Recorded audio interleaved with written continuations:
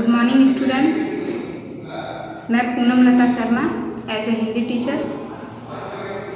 बच्चों, जैसा कि मैंने कल आपको साखी यानी कबीरदास जी के साखी के बारे में बताया था, उनके जीवन परिचय के बारे में बताया था, तो आज मैं उसके आगे आप लोगों को पढ़ाऊँगी। वो जो भी आप लोगों ने लिखा होगा कॉपी पर, उसको अच्छे से रखिएगा और अब उसके आगे हम लोग पढ़ेंगे, ठीक है। तो चलिए यहाँ पे देख लेते हैं। क्षितिज भाग 1 कक्षा 9 काव्य खंड पाठ 1 के कबीरदास जी के साखी से मैंने ये दोहे लिए हुए हैं, जिसका मैं आप लोगों को सविस्तार वर्णन करूँगी और आप लोगों को बताऊँगी कि इसके अर्थ क्या है और इसका मतलब क्या है, ठीक है। तो बेटा चलो देखते हैं। तो यहाँ पे दिया हुआ है हस्ती। इसको पहले हम लोग इस दोहे को पढ़ेंगे। हस्ती चढ़िए ज्ञान को सहज दुली चारा, स्वान रूप संसार है भूखन दे जग मार, कबीरा भूखन दे जग मार। तो ये कबीर जी का गेय पद है, इसलिए मैं गा के आप लोगों को बता रही हूँ। इसके माध्यम से मैं आप लोगों को बताना चाहती हूँ, क्योंकि ये पद जो है सब गेय है। तो इसको पढ़ने के लिए पढ़ लिए हम लोग इसको। अब इसका अर्थ समझते हैं। हस्ती मतलब क्या होता है बेटा? हाथी। चढ़िए मतलब क्या होता है? चढ़ना। ज्ञान आप लोग समझ गए, ज्ञान को सहज दुलीचा डाल। सहज मतलब क्या होता है बेटा? आसानी से। दुलीचा मतलब होता है वो आसन जहाँ पे बैठ के हम ध्यान लगा सकें, किसी चीज़ के बारे में अच्छे से सोच सकें, ठीक। उसके बाद है स्वान। ये स्वान क्या होता है बेटा? स्वान मीन्स होता है कुत्ता। रूप मतलब रूप। संसार मतलब ये पूरा जग। भूकन, भूकन मतलब होता है भौंकना। दे मतलब देना। झक मतलब यानी झक मार, यानी झक मार के भूकने देना चाहिए। तो इसमें इस पूरे दोहे में कबीर जी ने ज्ञान को किस तरह से ग्रहण करना है, कितने धैर्य से ग्रहण करना है, वो चीज बताया है और उसकी व्याख्या की है। तो सबसे पहले हम लोग प्रसंग लिखेंगे। कबीरदास ज्ञान मार्गी शाखा के कवि हैं, ठीक है। उन्होंने ज्ञान को कितने धैर्य से धारण करना है इस दोहा के माध्यम से बताया। मैंने अभी आप लोगों को बताया कि कबीर जी एक ज्ञान मार्गी यानी समाज सुधारक और ज्ञान देने वाले, यानी समाज में जो भी बुराइयां थी उनके समय में, उन्होंने उसको दूर करने का पूरा प्रयास किया है। तो उन्होंने उसी समय ये दोहा लिखा था और बताया था कि ज्ञान को कितने धैर्य से धारण करना चाहिए, ठीक है बेटा। तो आप लोग इतना समझ गए होंगे, यानी हस्ती मतलब हाथी, चढ़िए मतलब चढ़ जाना, ज्ञान को सहज मतलब आसानी, दुलीचा मतलब वो आसन जहाँ पे हम आराम से ध्यान लगा के किसी भी विषय के बारे में मंथन कर सके, सोच सके। डाल मतलब डाल देना है। स्वान मतलब कुत्ता होता है, रूप। संसार मतलब पूरा जग। और भूकन मतलब भौंकना। झक मतलब झक। मार मतलब मार। यानी इन सब का शब्दार्थ मैंने बताया आप लोगों को। अब इसमें प्रसंग जो है वो एक बार और मैं बताती हूँ। कबीरदास ज्ञान मार्गी शाखा के कवि हैं। उन्होंने ज्ञान को कितने धैर्य से धारण करना है इस दोहे के माध्यम से बताया, ठीक है बेटा। तो इसके बारे में बताया है। अब इस दोहे का सही अर्थ क्या होगा उसको मैं भावार्थ में लिखूंगी, तो आप लोगों को वो लिखना होगा, ठीक। तो चलिए उसको हम भावार्थ में लिख लेते हैं। तो बेटा यहाँ पे मैंने उसका भावार्थ लिख दिया है। अब मैं इस भावार्थ को इस साखी के माध्यम से यानी इस दोहे के माध्यम से आप लोगों को बताऊंगा, ठीक। यहाँ पे पहली लाइन है, हस्ती चढ़िए ज्ञान को, यानी कबीर जी ने अपने साखी के माध्यम से कहा है कि ध्यान का दुलीचा बिछाकर, यानी हस्ती चढ़िए ज्ञान को सहज दुलीचा डाल, यानी क्या लिखा है, ध्यान का दुलीचा बिछाकर ज्ञान, हस्ती चढ़िए ज्ञान, यानी यहाँ पे ज्ञान दिया हुआ है, तो ध्यान का दुलीचा बिछाकर ज्ञान के हाथी की सवारी करो, यानी इन दोनों का अर्थ हुआ कि ध्यान का दुलीचा बिछाकर ज्ञान के हाथी की सवारी करो।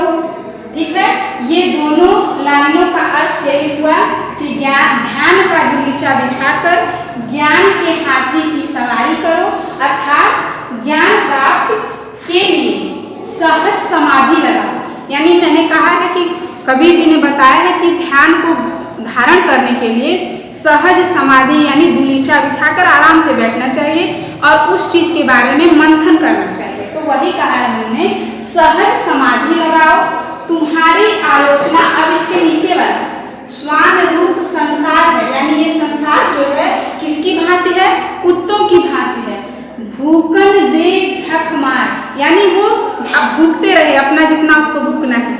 जब एक गली में कोई हाथी आता है तो जब वो गली से गुजरता है तो बहुत सारे कुत्ते उसके पीछे पड़ जाते हैं और भौंकने लगते हैं, लेकिन वो हाथी कभी भी उग्र नहीं होता, कभी भी बौखलाता नहीं है, अपना गुस्सा नहीं प्रदर्शित करता, वो चुपचाप एकदम आराम से चलता जाता है। तो कबीर जी ने यही बताया है कि ज्ञान को धारण करने के लिए क्या होना चाहिए, धैर्य होना चाहिए। एक इंसान में धैर्य रहना बहुत जरूरी है। तो वही चीज कबीर जी यहाँ पे बता रहे हैं कि ज्ञान प्राप्ति के लिए सहज समाधि लगाओ, तुम्हारी आलोचना करने वाले यदि कुत्तों के समान भौंकते हैं तो उन्हें भौंकने दो। यानी अगर तुम कोई अच्छा काम करने जा रहे हो तो बहुत लोग उसकी आलोचना करने के लिए खड़े हो जाएंगे, अरे ये काम ऐसा है, वो काम ऐसा है। ऐसा नहीं होता है।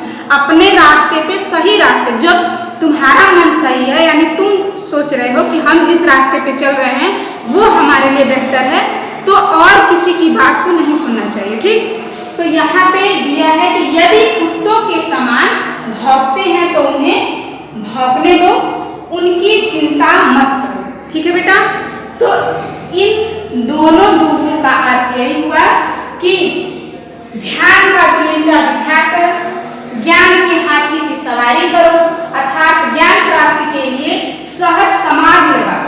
तुम्हारी आलोचना करने वाले यदि कुत्तों के समान भौंकते हैं तो उन्हें भौंकने दो, उनकी चिंता बिल्कुल मत करो।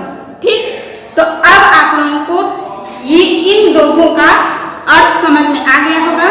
तो अब हम लोग अगले दोहे को पढ़ते हैं और उसे समझते हैं और उसके बारे में बात करते हैं। ठीक है बेटा, तो बेटा अब मैंने दूसरे दोहे को लिखा है यहाँ पे, यानी उससे आगे चौथा यहाँ पे पॉइंट बिठा दिया है। तो अब हम उसको पढ़ेंगे, उसके शब्दार्थ को समझेंगे, उसके बाद उसका प्रसंग और फिर लास्ट में उस दोहे के भावार्थ को समझेंगे। ठीक, तो पहले हम लोग समझते हैं पखा पखी मतलब क्या होता है। एक बार इसको मैं गा के आप लोगों को बता दे रही हूँ, थोड़ा सा दिमाग में आप लोगों के बैठेगा। पखा पखी के कारणे सब जग रहा भुला, निरपख होई कि हरि भजे, सोई संत सुजान, कबीरा सोई संत सुजान। यानी कि कबीर जी इस दोहे के माध्यम से बताना चाह रहे हैं कि पक्ष और विपक्ष में नहीं पड़ना चाहिए, केवल और केवल एक ही शाश्वत ईश्वर है जिनके बारे में सोच के हमें आगे बढ़ना चाहिए। तो इस दोहे में पखा पखी का मतलब क्या हुआ, पक्ष और विपक्ष के मतलब के, कारणे मतलब कारण, सब जग रहा भुला, भुला मतलब क्या होता है बेटा, भूलना। निरपक्ष, निरपक्ष मतलब होता है निष्पक्ष, यानी न पक्ष में रहे और ना ही विपक्ष में, एकदम निष्पक्ष, यानी जो सही हो उसी के बारे में बात करें। होई के हरि भजन, यानी हरि को निष्पक्ष होके जो हरि को भजता है, सोई संत सुजान।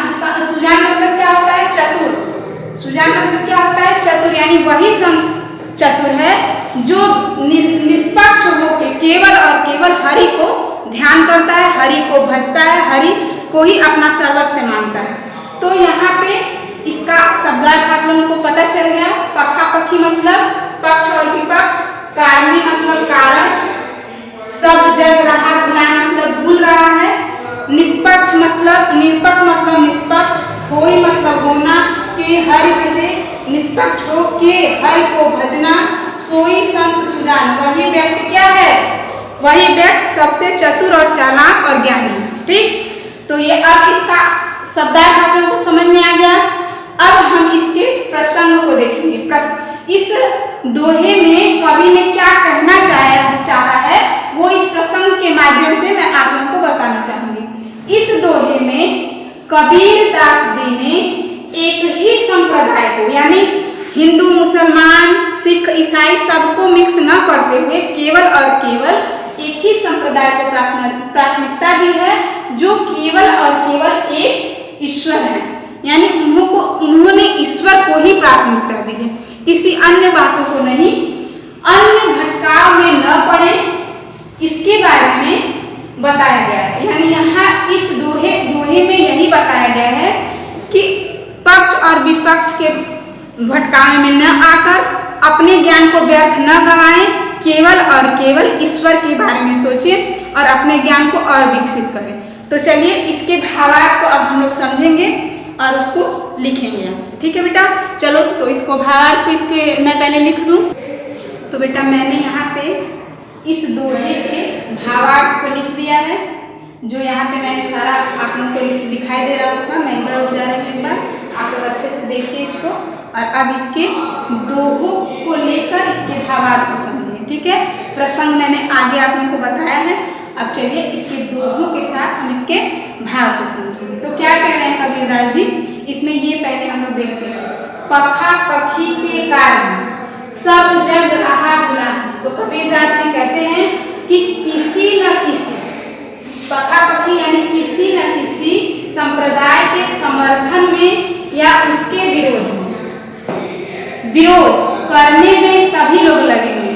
कबीरदास जी कहते हैं किसी भी संप्रदाय को लोग ले लेते हैं और उसके पक्ष और विपक्ष में बोलने लगते हैं, ये सही है, ये गलत है, इसी में सभी लोग लगे हुए हैं।